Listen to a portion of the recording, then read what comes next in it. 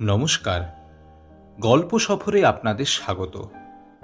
প্রথমেই আপনাদের জানাতে চাই, গল্প সফরের দ্বিতীয় চ্যানেল নিয়ে আমরা এসেছি আপনাদের আরও বিভিন্ন স্বাদের গল্পের অডিও বুক শোনানোর জন্য। চ্যানেলটির নাম গল্প সফর 2.0। লিংক নিচে ডেসক্রিপশন বক্সে দেওয়া আছে। আপনাদের সহযোগিতা একান্ত কাম্য। চ্যানেলটি সাবস্ক্রাইব করে বেল আইকন প্রেস করে আমাদের সঙ্গে থাকুন। চলুন আজকের গল্প সফর শুরু করা যাক। আজ আপনাদের জন্যে সৈয়দ মুস্তাফা সিরাজের জ্যোৎস্নায় মৃত্যুর ঘ্রাণ। গল্প পাঠে এবং গল্পের অন্যান্য চরিত্রে আমি জ্যোতির্ময়, নারী কণ্ঠে অপর্ণা। শুরু হচ্ছে জ্যোৎস্নায় মৃত্যুর ঘ্রাণ।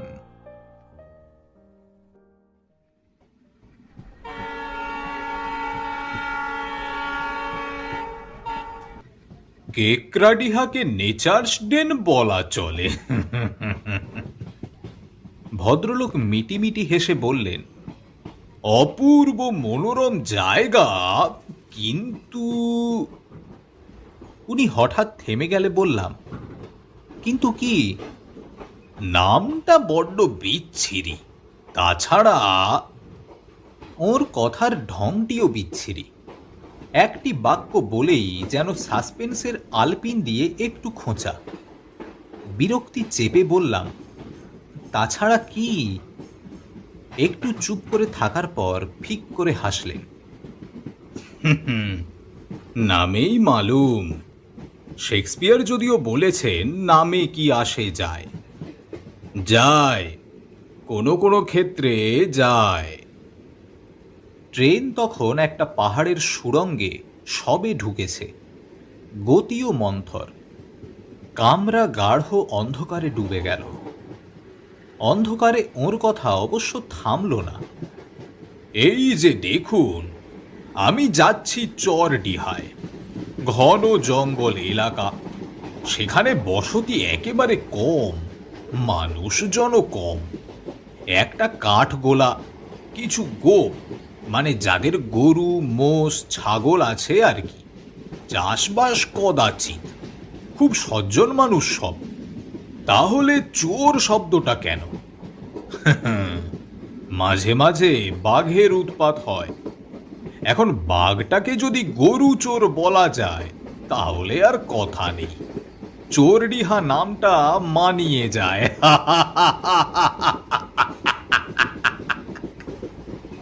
বলে উনি সেই ঘন অন্ধকারে হা হা অট্টহাসি হেসে উঠলেন।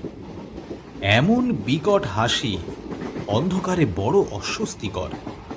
গা ছমছম করে। বললাম, আলো জ্বালার ব্যবস্থা নেই ট্রেনে? মাত্র তো কয়েক মিনিট। এ সুড়ঙ্গটা তত কিছু লম্বা নয়। কেন, আপনার ভয় করছে নাকি? না, তবে অন্ধকারটা বড্ড বিরক্তিকর না? ট্রেনে কি ইলেকট্রিসিটি নেই? তাহলে কেকরাডিহায় যে বাড়িটায় উঠবেন সেটাও বিরক্তিকর মনে হবে। কেন বলুন তো? মুনভিলায় আমিও একবার ছিলাম, ওখানে ইলেকট্রিসিটি নেই। তাছাড়া বাড়িটা, বলে ফের উনি চুপ। সাসপেন্সের খোঁচা মারা এর দেখছি বড্ড বদভ্যাস। বিরক্তিতে আর কিছু জানতে চাইলাম না, কিন্তু একটু অবাক হলাম। অরিন্দ্র বিদ্যুৎ না থাকার কথাটা বলেনি, হয়তো বলতে ভুলে গেছে। অরিন্দ্র আমার বন্ধু, রীতিমতো রাজা মহারাজা লোকের বংশধর। বিশুদ্ধ প্রকৃতিকে এনজয় করতে হলে নাকি কেকরাডিহার মতো জায়গা নেই। ওদের মুনভিলা নামে বাড়িটা একটা টিলার গায়ে এবং চারিদিকে প্রকৃতি। অরিন্দ্র বলেছিল এসব কথা।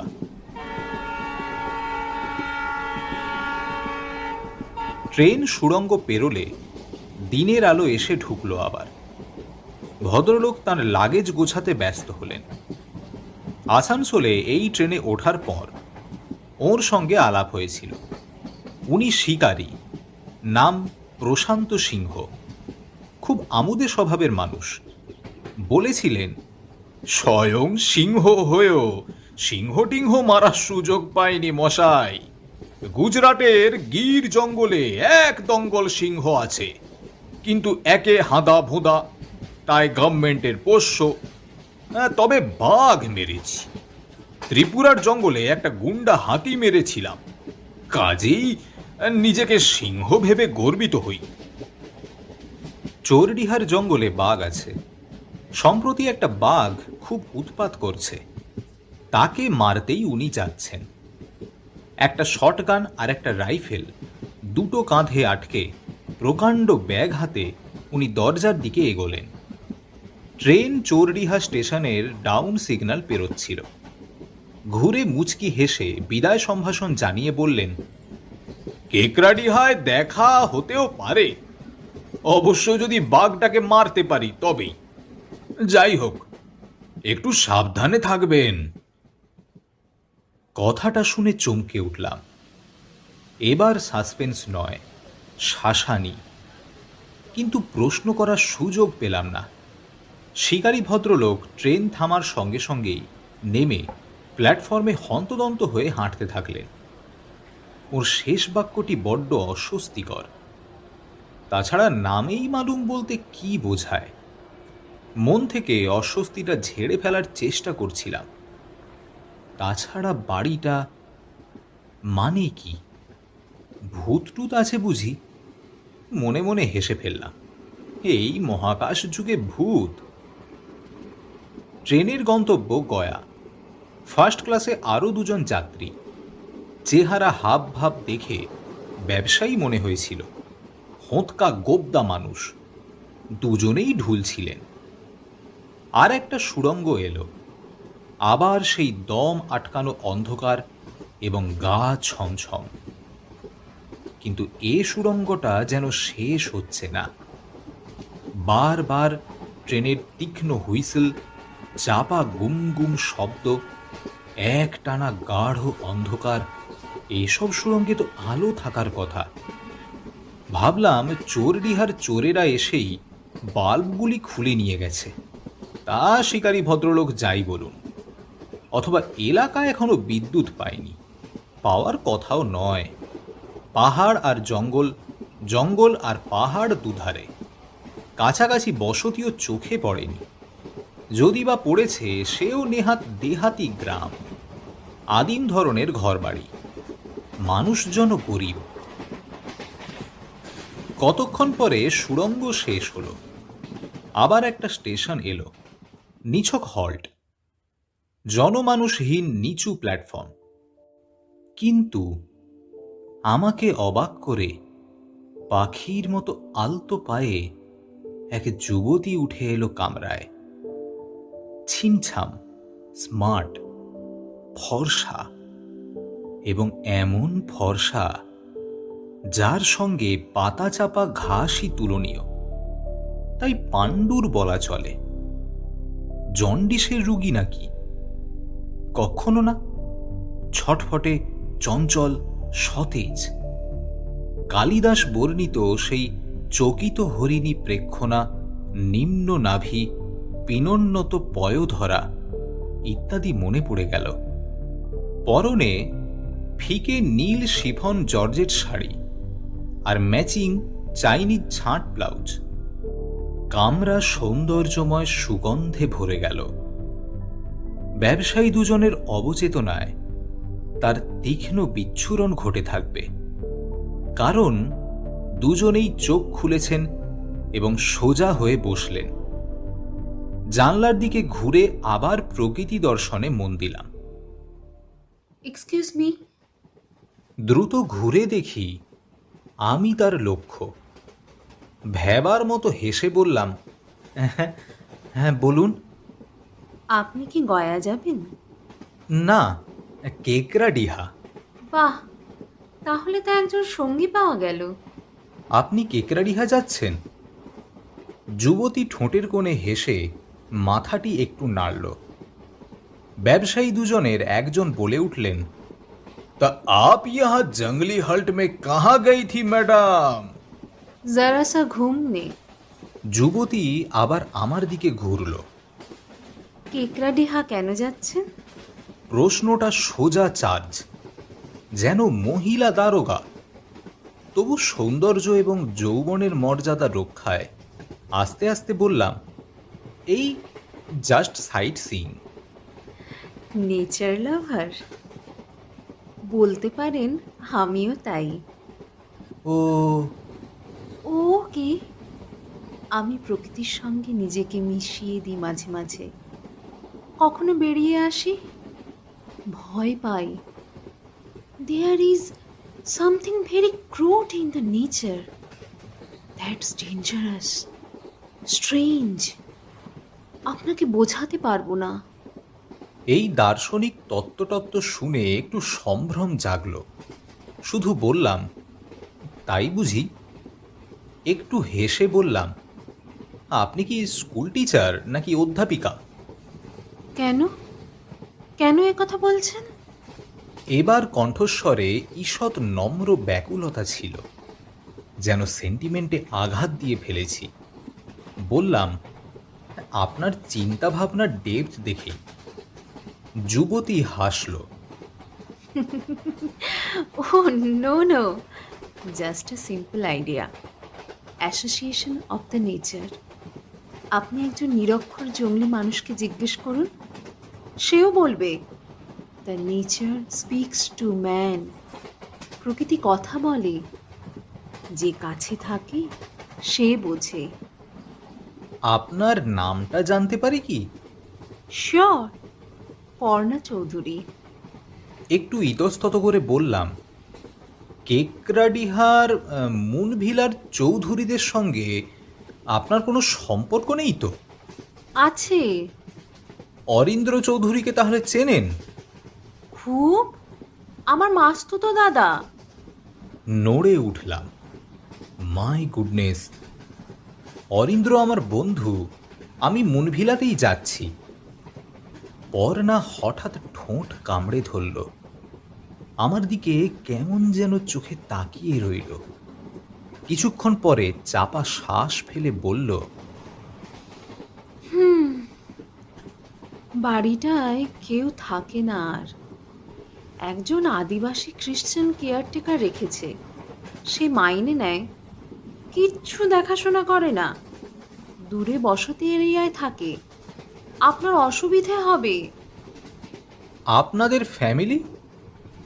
কথা কেড়ে পর্ণা বলল, একটা কথা প্লিজ, কেয়ারটেকার ম্যাথু কিংবা অরুদাকে আমার কথা বলবেন না, প্লিজ, কথা দিন। একটু অবাক হয়ে বললাম, ঠিক আছে, কিন্তু। কোনো কিন্তু নয়, কথা দিন। আচ্ছা, দিলাম।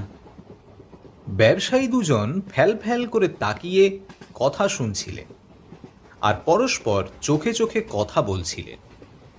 বাঁকা ঠোঁট, ভাবখানা এরকম যেন ওদের প্রাপ্য নাফা আমি হাতিয়ে নিয়েছি। কেকরাডিহা প্ল্যাটফর্মে ঢুকছিল। পর্ণা উঠে দরজার কাছে গেল এবং ট্রেন থামার আগেই পাখির মতো নেমে গেল। লাগেজ গুছিয়ে প্ল্যাটফর্মে নেমে তাকে খুঁজলাম, কিন্তু দেখতে পেলাম না। ছোট্ট স্টেশন, মানুষজন কম, এদিক ওদিক পাহাড় আর জঙ্গল। স্টেশনের বাইরের চত্বরে কয়েকটা এক্কা আর সাইকেল রিক্সা। ছোট্ট একটা বাজার। কেয়ারটেকার ম্যাথু জেভিয়ারের থাকার কথা স্টেশনে। অরিন্দ্র চেহারার একটা বর্ণনা দিয়েছিল, রোগা, কালো, মাথায় ভীষণ সাদা চুল এবং মধ্যিখানে টাক। কিন্তু আশ্চর্য ঘটনা, দাড়িটি নাকি কুচকুচে কালো। অরিন্দ্র বলেছিল, ওকে মিস্টার জেভিয়ার বলবি যেন, খুব কেতাদুরস্ত দেশি সাহেব, প্রাক্তন রেলকর্মী, সব সুব্যবস্থা করে দেবে খাতির দেখালে। কিন্তু অরিন্দ্র তার মাস্তুতো বোন পর্ণার কথা কেন বলল না? এতক্ষণে মনে হলো পর্ণা শিক্ষিত মেয়ে, কিন্তু একটু ছিটগ্রস্তা নির্ঘাত, হয়তো মানসিক রুগী বা।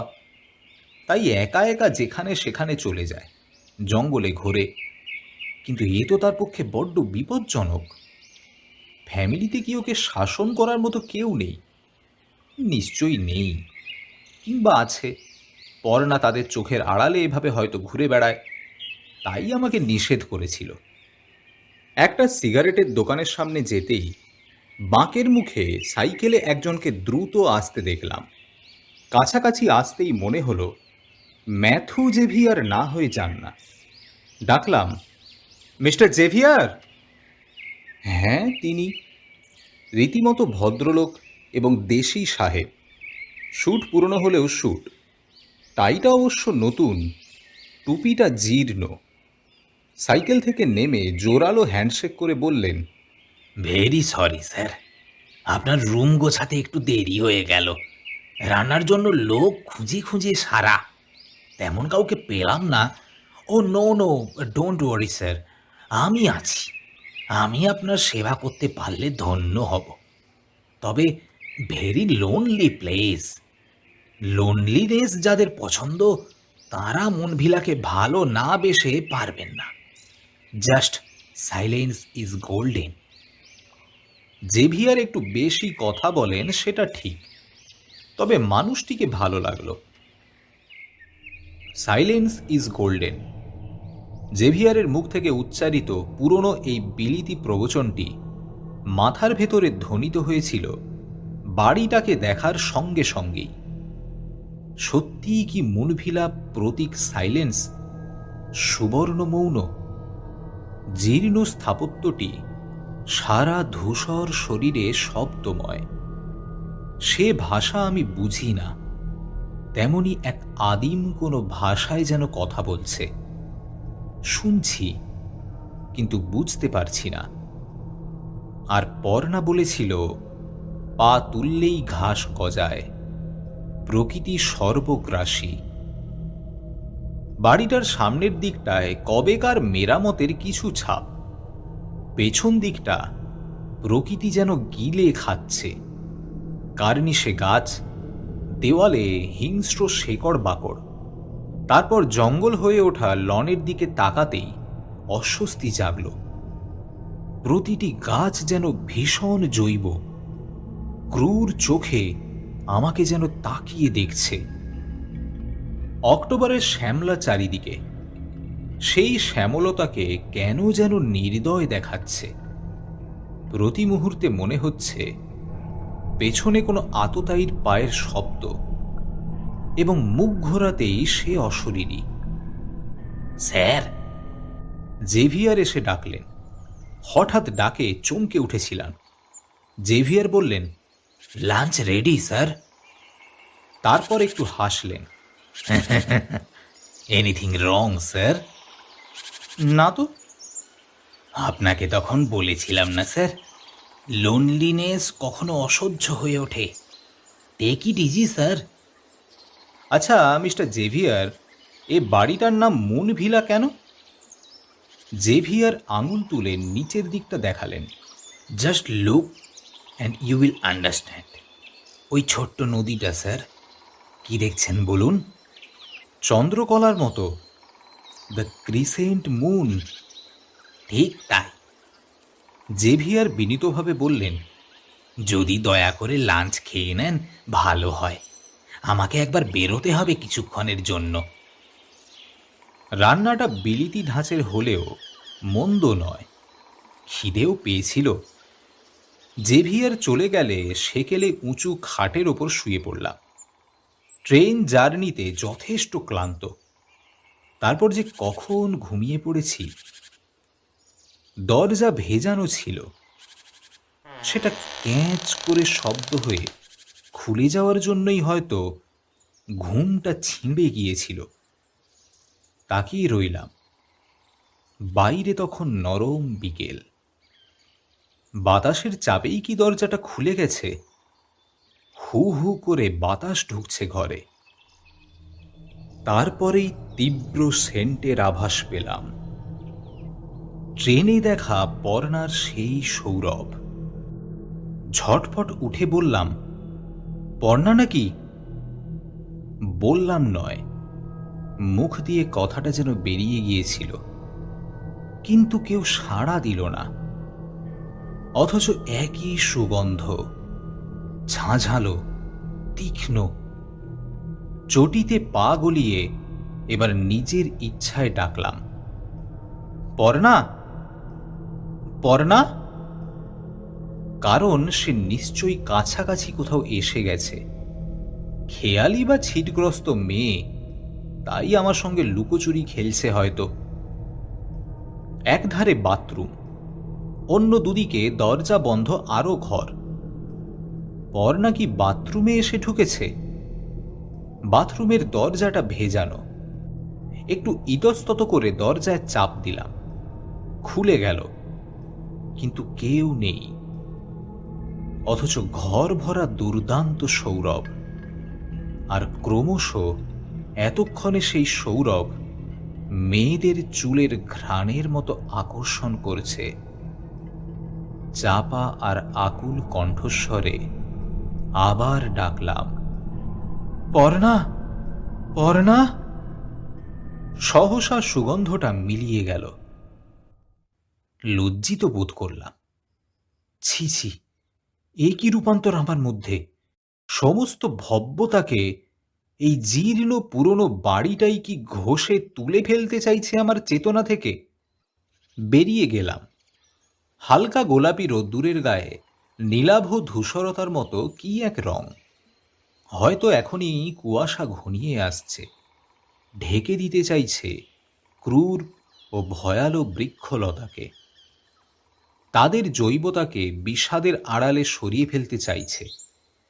বিষাদ কথাটাই মনে এলো, কারণ ততক্ষণে টের পেয়েছি বাড়িটার জীবনে অনেক স্মৃতি আছে, তাই নস্টালজিয়ার বিষাদ আছে। গেটের দিকে এগিয়ে এলাম।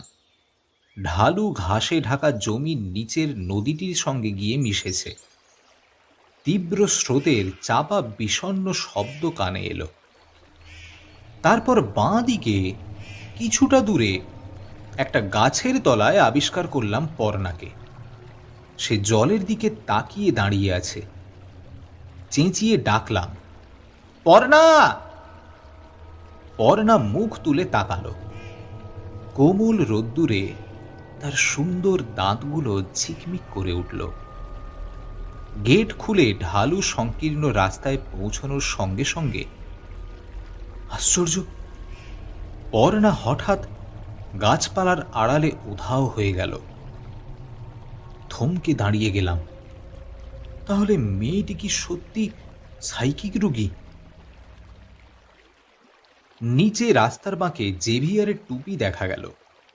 সাইকেল ঠেলতে ঠেলতে চড়াই ভাঙছেন।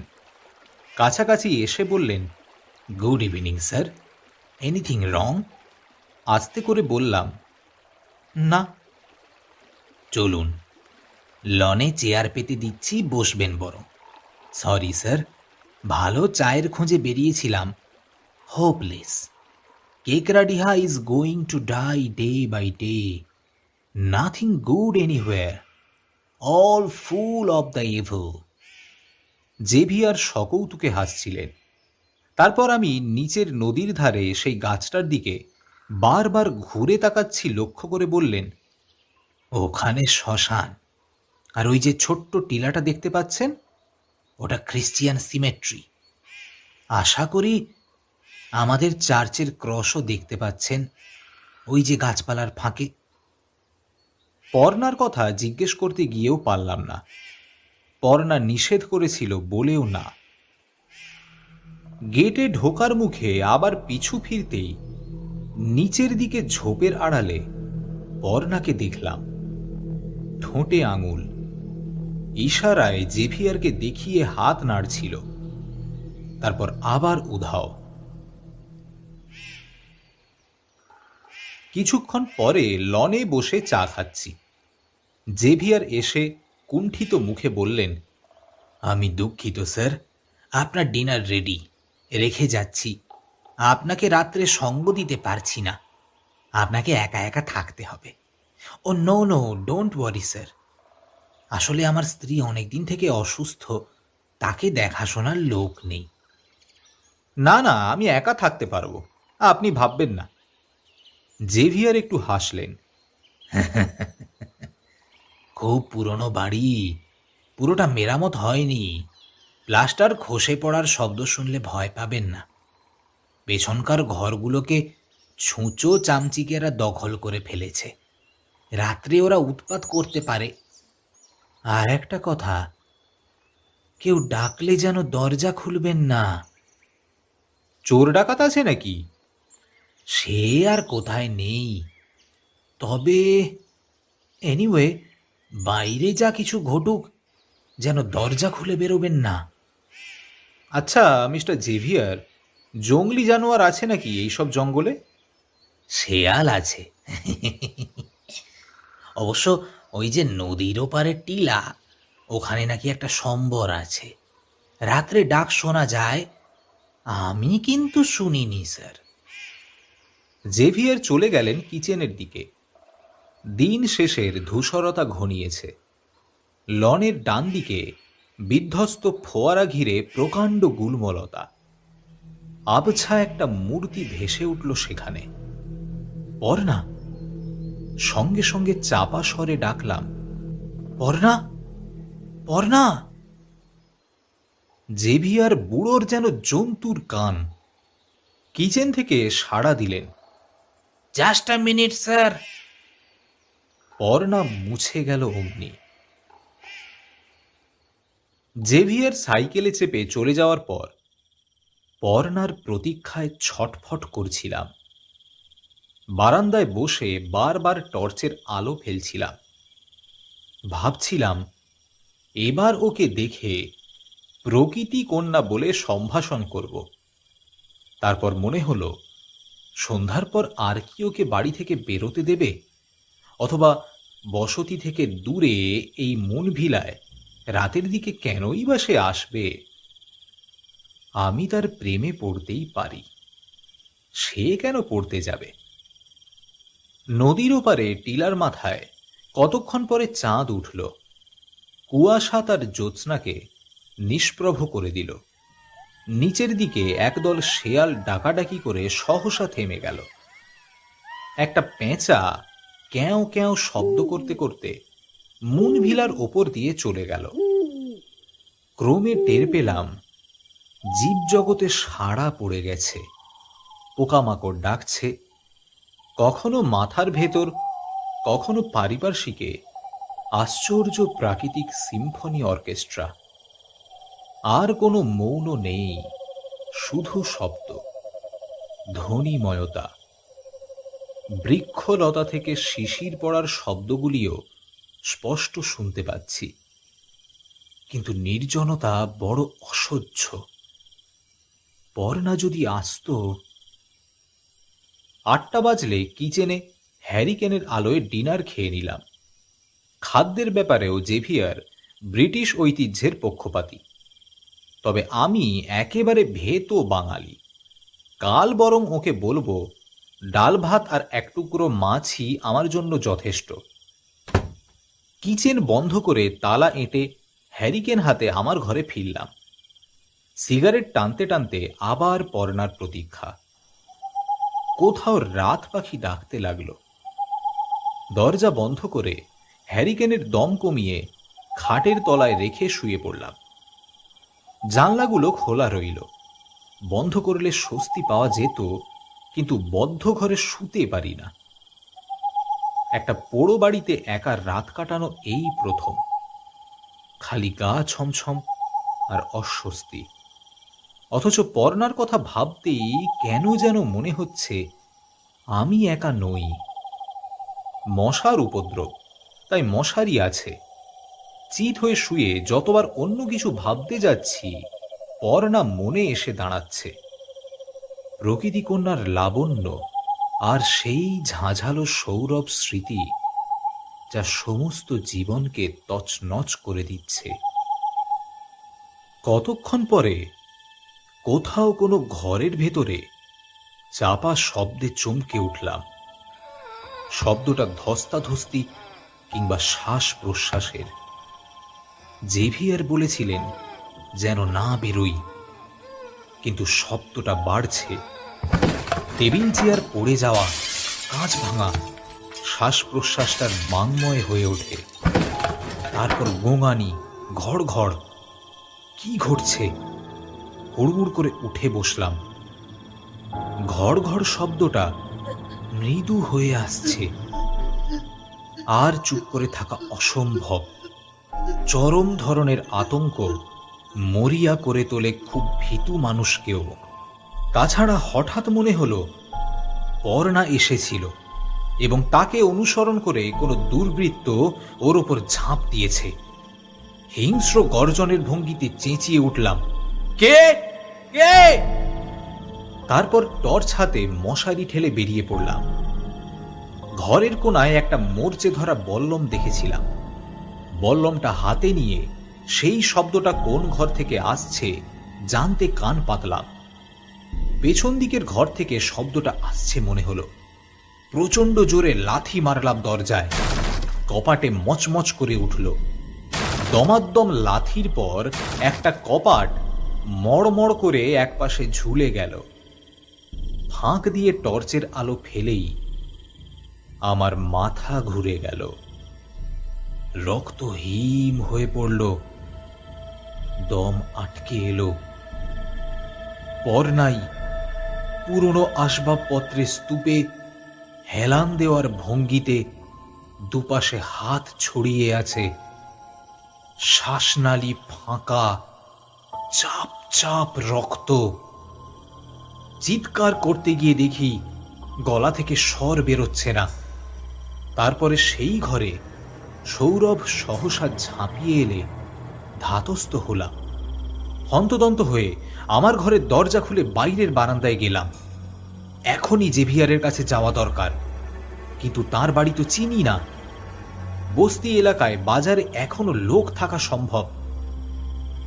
বারান্দা থেকে নামছি, তখনও শরীরটা পাষাণ ভার, পা টলছে, গলা শুকনো। এখন চারিদিকের কুয়াশা ঝলমলে জ্যোৎস্নায় ফর্দা ফাঁই। কালো কালো বৃক্ষলতা আবার ভয়ালো জৈব হয়ে উঠেছে। নিচের নদীর জলে জ্যোৎস্না। নদীটাও হিংস্র নিষ্ঠুর ভাবে হাসছে। গেটের কাছে সহসা আবছা একটা মূর্তি। পর্ণার আততায়ী বা? মরিয়া হয়ে বল্লম তুলে এগিয়ে গেলাম। পারিপার্শ্বিক নিষ্ঠুর হিংস্রতা মুহূর্তে যেন আমাকে ভর করেছিল, কিন্তু তার উপর টর্চের আলো পড়তেই থমকে দাঁড়ালাম। ভুল দেখছি না তো? পর্ণা? হ্যাঁ, এ তো পর্ণাই। সে হাত তুলে চোখ আড়াল করে চাপা স্বরে বলে উঠল, আহ, আলো নেভান। তাহলে শ্বাসনালী কাটা রক্তাক্ত কার শরীর দেখে এলাম? নিশ্চয়ই অন্য কাউকে দেখেছি। পর্ণা এগিয়ে এসে তেমনি শ্বাস প্রশ্বাসময় কণ্ঠস্বরে আবার বলল, এমন করে কোথায় যাচ্ছেন? পর্ণা, তুমি তুমি পর্ণা? তাহলে তাহলে তাহলে কি? হঠাৎ থেমে গেলেন যে? ওই ঘরে একটা dead body, just now murdered. অবিকল তোমার মতো একটা মেয়ে। অমিকল আমার মতো? সে তো আমি। পর্ণা, আমি কিছু বুঝতে পারছি না। এ হেয়ালির অর্থ কি? পর্ণা আরো এগিয়ে এলো। সেই তীব্র সৌরভ আবার, কিন্তু এই জ্যোৎস্নায় সৌরভের সঙ্গে আরো কি মিশে আছে। সুঘ্রাণটা দ্রুত বদলে যাচ্ছে, হিংস্রতর হচ্ছে। সে শ্বাস প্রশ্বাসময় কণ্ঠস্বরে বলল, আপনা মা সে হরিণা বাইরি। তুমি চর্যাপদ পড়নি? পর্ণা, পর্ণা, দোহাই তোমার, বুঝিয়ে দাও এর অর্থ কি। আমাকে কেউ ভালোবাসেনি। সবাই ভালোবাসতো আমার এই শরীরটাকে। তাই এখন এই শরীরটাই সাজিয়ে গুছিয়ে সেন্ট মেখে ঘুরে বেড়াই। অথচ আমি চেয়েছিলাম আমার আত্মাকে কেউ ভালোবাসুক। পর্ণা, পর্ণা, তুমি চুপ, এখন আমি তোমার কাছে একটু ভালোবাসা চাইতে এসেছি, দেবে তুমি? বলেই সে আরো কাছে এগিয়ে এলো। তারপর আমার ওপর ঝাঁপিয়ে পড়ল, দু হাতে জড়িয়ে ধরলো আমাকে। কিন্তু কি অসহ্য হিম তার শরীর, নিষ্ঠুর হিম আর কামনায় হিংস্র শরীরের চাপে আমার দম আটকে গেল। প্রচণ্ড আতঙ্কে মাথা ঘুরে উঠল, মনে হলো অতল শূন্যে তলিয়ে যাচ্ছি। Sir, sir, sir! শুনে চোখ খুলে দেখি জেভিয়ার আমার পায়ের দিকে দাঁড়িয়ে আছেন। তার হাতে এক টুকরো গরম পশমি কাপড়। আমার পায়ের তলায় সেঁক দিতে দিতে বললেন, মর্নিংয়ে এসে দেখি আপনি লনে অজ্ঞান হয়ে পড়ে আছেন। What happened sir? Mister Xavier, Parna কে? জেভিয়ার চমকে উঠে বললেন, ও মাই গড! তারপর দ্রুত বুকে ক্রস আঁকলেন। একটু পরে আস্তে আস্তে বললেন, she was A school teacher, এই ফ্যামিলিরই মেয়ে। মুনভিলায় মায়ের সঙ্গে থাকতো, হঠাৎ এক রাত্রে খুন হয়ে যায়। Sorry sir, she was just a naughty love girl. Okay okay, don't worry sir, আর আপনাকে এখানে থাকতে হবে না। আমি বরং অন্য কোথাও আপনার থাকার ব্যবস্থা করে দিচ্ছি। শুনছিলেন জ্যোৎস্নায় মৃত্যুর ঘ্রাণ, রচনা সৈয়দ মুস্তাফা সিরাজ। আশা করি আমাদের এই উপস্থাপনা আপনাদের ভালো লাগলো। ভালো লাগলে অবশ্যই একটি লাইক করতে ভুলবেন না, শেয়ার করতে ভুলবেন না এবং কমেন্ট করে জানান যে আপনাদের কেমন লাগলো। এবং যারা চ্যানেলটিকে এখনো সাবস্ক্রাইব করেননি তারা অবশ্যই চ্যানেলটিকে এখনই সাবস্ক্রাইব করে রাখুন। দেখা হবে পরের গল্পের সফরে। নমস্কার।